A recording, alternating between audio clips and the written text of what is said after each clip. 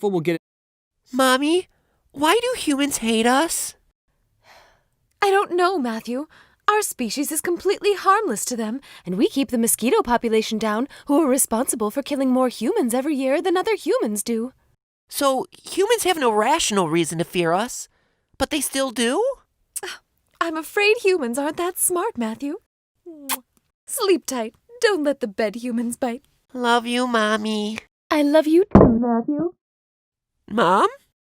I think the hate that spiders get is a tad bit undeserved. Okay, fine, if you're in the shower and you see a spider crawling up your leg like a freaking pervert, then that's an appropriate time to freak out. But other than that, spiders are most likely not going to hurt you. Their webs are too weak to trap you, they don't know how to open doors, and there's only like a 50% chance that they're venomous. Okay, but for real, unless you live in Australia, the chances of you dying by a spider bite is pretty low. There are venomous spiders, yes, and if you're having a negative reaction to a spider bite, then you should get treatment, but a large percentage of spiders are harmless. Even the black widow, known as the most venomous spider in North America, won't kill you if you're a healthy adult. Their bite will be painful for a couple of days, sure, but you'll walk it off. that was a joke. If you get bitten by a black widow spider, then don't walk it off. Go see a doctor. And hey, if you're lucky enough, you'll get superpowers. So wait, the two most dangerous spiders in North America are the brown recluse and the black widow?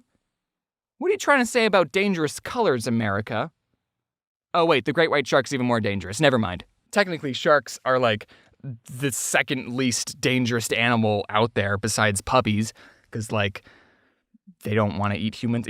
I mean, if you had to fight a spider and a shark, this shark would win. Also, spiders kill pests. According to this comic I made in 2014 and this National Geographic article, a single spider can eat about 2,000 insects a year. So if you're not a fan of flies, moths, or mosquitoes, which incidentally kill 600,000 people a year, then you're on Team Spider, because they're also not fans of them. Well, they are fans of them, but they are fans because they eat them. I'm not saying you have to be roommates with arachnids. I'm just saying that if you see a spider, don't put it through torture continuously smashing it with a blunt object. It's still moving!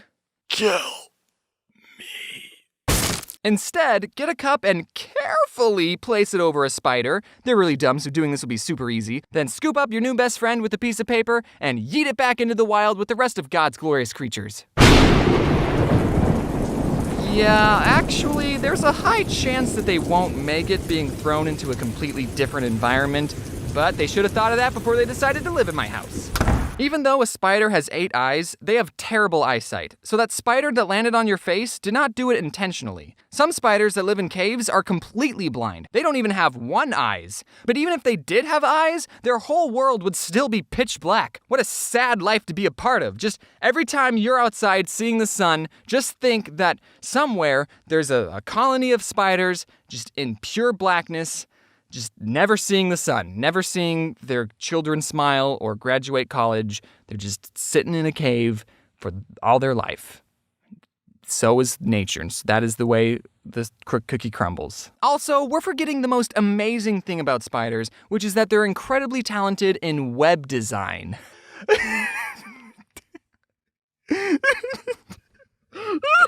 Proportionately, the silk that makes up a spider web is stronger than the fibers that make up a bulletproof vest. So next time you go to a gunfight, put on a spider web instead. The amazing thing about spider webs is that not only can they save Wilbur from being slaughtered, but it's just stupid incredible that something so small can make such an intricate shape from nothing but the material inside their own bodies. The golden silk orb weaver spider has too many middle names and has enough silk inside of them to make 3 full spider webs. And it's this guy's job to pin that spider down and pull out all of its silk like some kind of spider predator. It's okay though, the documentary said he was just harmlessly immobilizing the spiders. I can't believe this is someone's job. I don't think telling people I'm a YouTuber is that bad anymore. So, what do you do for a living? I harmlessly immobilize spiders with thumbtacks and pull silk out of their abdomen to add to my ever-increasing collection. What about you?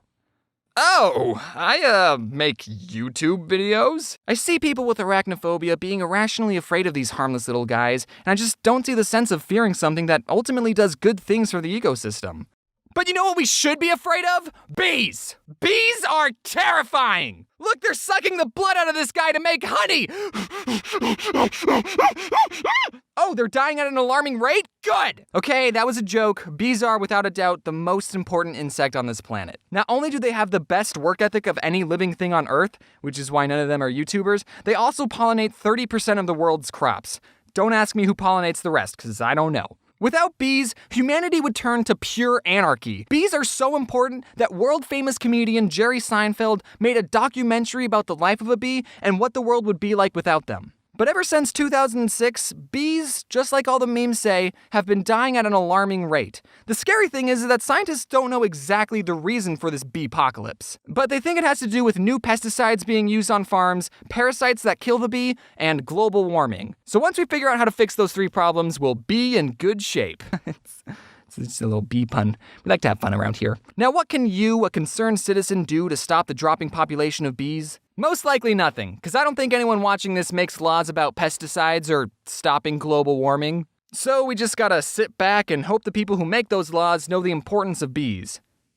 But maybe you should plant a couple flowers just to be on the safe side. The reason I have a fear of bees is that I've gotten stung by a bee not 3 times, not 4 times, but 2 times. Two times. Now, obviously, as I've grown, I see the importance of bees, and I know not to throw rocks at them. The first time I got stung, I was outside, and I guess I was playing too close to a beehive, because I got stung on my arm, and I cried a lot. The second time, I was in my backyard, barefoot, and I was walking around, and you know how sometimes when you're about to do something and your brain realizes that you're about to make a mistake, but your body is already committed to the motion and you don't have enough time to stop yourself? So I was in the middle of taking a step and I saw that I was about to step on a bee, but my body didn't have the reaction time or the motor skills to avoid the step, and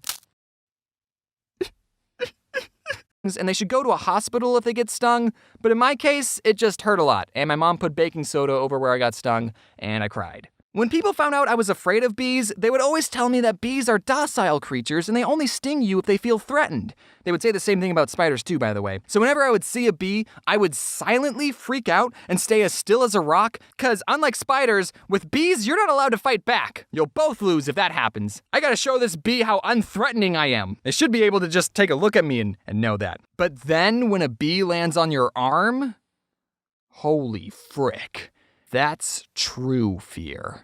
You just have to quietly watch the bee, hoping it didn't just have a bad day and decide to end its life on you. That never happened though. Ever since I took a more calm approach to bees, I've never been stung. And I've never been bitten by a spider either. Wasps though, they're just mean. They can pack up and leave for all I care. I don't give a crap about wasps.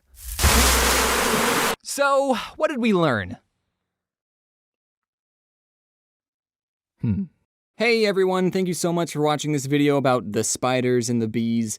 I know it's kind of a weird topic, but I've been traumatized by bees, okay? And I think spiders aren't as bad as the internet says they are. Me and my merch guys are doing a raffle for the month of March, and the winner of the raffle will get an all-expenses-paid trip to VidCon in July, and during the convention we can set time aside and have a lunch together or something. So if you're interested, then check out the merch store or the link in the description to see how you can enter. Also, since you're here, be sure to check out all the people who worked on this video. They're all amazing and talented and deserve more followers. And I think it's about time that I created a hashtag on Twitter for the fan art. So starting today, if you make fan art, then be sure to use the hashtag #OddOnesOutFanArt so I can find it easier. Also, I'm going to be doing a live show with Domix, Jaden Animations, Egoraptor, and Rubber Ross on April 26th in LA. The show's called Scribble Showdown, and we're going to be playing some drawing games live, so if that's something you're interested in, then be sure to check out the link in the description. And lastly, I have to thank Matt, Pat, and Steph for doing some of the voices in this video. I remember watching Matt Pat's stuff before I even started YouTube,